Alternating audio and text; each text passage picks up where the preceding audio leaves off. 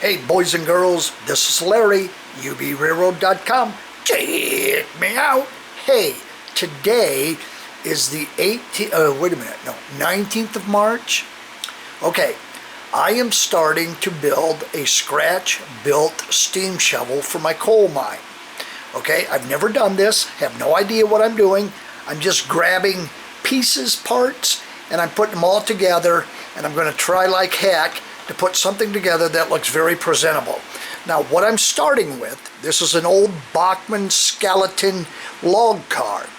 And what I did is I already took the screws out so you could see how it all comes apart.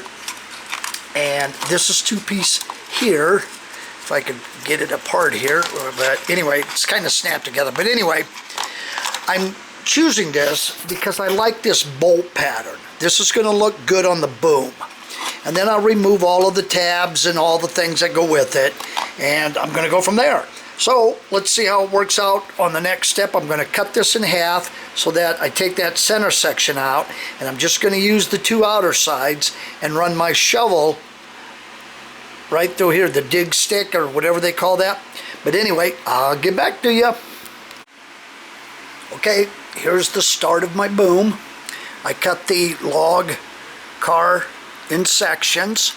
Here's the middle section. I'll use that later, but you can see what I'm using. I'm using the axle supports to support the bearing, the jack bearing right here for the pivoting. Not that it has to, but it'll be able to pivot, but you can kind of see how it's coming. Now what I did is this should be on the outside, but I'm putting it on the inside because you're going to view this crane from this angle. And I want to be able to show these nuts and stuff. And then what I'll do is I'll put a real thin piece of wood right across here, file it, sand it, make it nice and smooth. You won't even be able to tell it. And then these right here, these will be my little bearing, my little, I don't know, shaft supports for allowing the boom to go up and down. Whoops. Okay, so I'll get back to you. Back. Okay. I used a little box for the bucket. I just basically cut it. Then I put a piece of pine. I'm using pine on this because it has less grain than the cedar and it's easier to smooth out. Then I put a dowel pin through here. Now the bucket doesn't turn, okay? It looks like it does, but it doesn't. Remember, you're making a facade. You're not making an actual working model, or I do things a lot differently.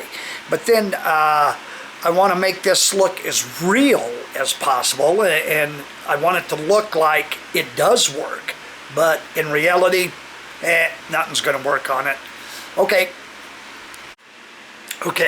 here's how anal I get, okay? Nobody is going to see this, but what I did is I took the other side of the box and I put it in here because that's going to be the swing gate of the bucket. It's going to look like it's a separate piece, which it is. And then I did the same with the teeth. I cut out a 5-tooth bar and I glued it to the bottom, and I want it to all look like, you know, different pieces, so that if anybody does get close enough to look at it, they're going to say, oh, those are separate pieces, and yes, that's the way it's supposed to be. So anyway, just letting you know how anal I am. Okay, you're kind of getting the picture of how this is going to look. Here's a homemade boiler I made, and I might make this just a little bit longer because the guy is going to sit right here and all of his levers are going to be right here. So this is going to be a double spool because you need one to bring the boom back, and you need the other to extend the arm. So anyway, when you're making something like this and you're kit bashing from like this log car, any piece you cut off, remember, save that piece because you'll never know where you're going to need it next. You may not, but at least you got it if you do. Okay, get back to you. Okay, I'm starting to assemble. As you can see, what I did is I used this thickness, I think it's 3/4, and I cut my track wheels down here with that. Then I had a set of tracks that I bought at an auction for $1.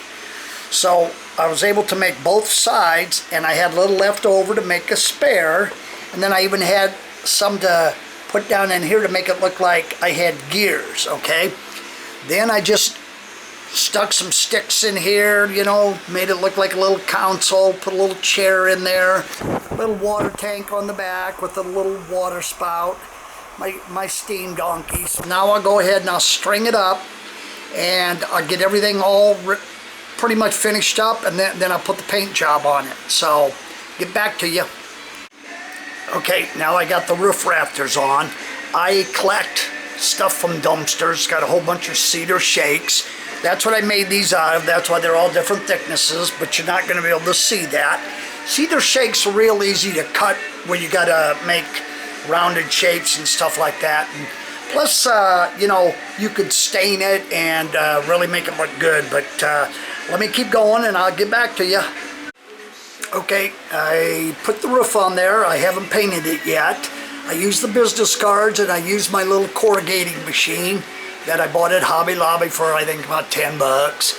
And you just put your card in there and twist it away, and you end up with all this really cool tin foil, or not tin foil, but galvanized metal. You know, you can do the sides, you can do whatever you want to do with it. But anyway, that's where I'm at now. Next, off to the siding and the doors. Okay, I'm back. I've got the roof on, I got the siding all on, I got the doors on, I got a little grab handle here. You can kind of see my spring-loaded seat in there. Looking at it from the front, this is the way you're going to see it. But you're going to be viewing this probably somewhere in this angle here.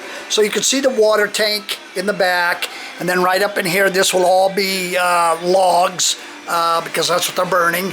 Well, no, I think I'm going to have to make that coal, because after all, it is a coal mine. Duh. Okay, so that's what it's going to be, a big pile of coal.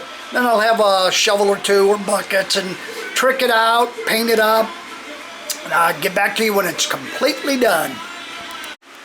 Okay, there it is. It's all done. You kind of see what I ended up doing. I put a little steam piston out here that operated the dig stick. It rotates and makes it go up and down, and put my you know, my strings on it, cables. I put a little coal bin back there with the shovel in it. I got my operational sticks right there. This is kind of how it looks, okay? This is the backside. Now, I didn't do a lot to the backside because you'll never see this, so I didn't waste my paint or time or nothing. But this is about the angle that you're going to probably be viewing it, somewhere like this. And I think that it looks pretty good, I think. Like I said, I never made one of these, so this was the first, and I gotta say, I'm happy with it. But, oh well. If you like this, please leave a like. If you want to subscribe, I'd appreciate it. And of course, I always love comments. I would love to see some of your work. Send me some things you guys are doing. I'd love to see them. But you take care. This is Larry. Over and out. Hey, I forgot to mention something. If anybody out there knows where I could go look, or if you know how these steam shovels and all the cables and all of the things work, you know how all of this played a hand, send it to me. I'd love to see. I looked all over the internet, and I could not figure out how all the cables work. I really couldn't, because they weren't clear enough for the pictures I seen. But if you've got something or a descriptive description of how it operated, let me know. I'd be grateful. Very good. Thank you. Over and out.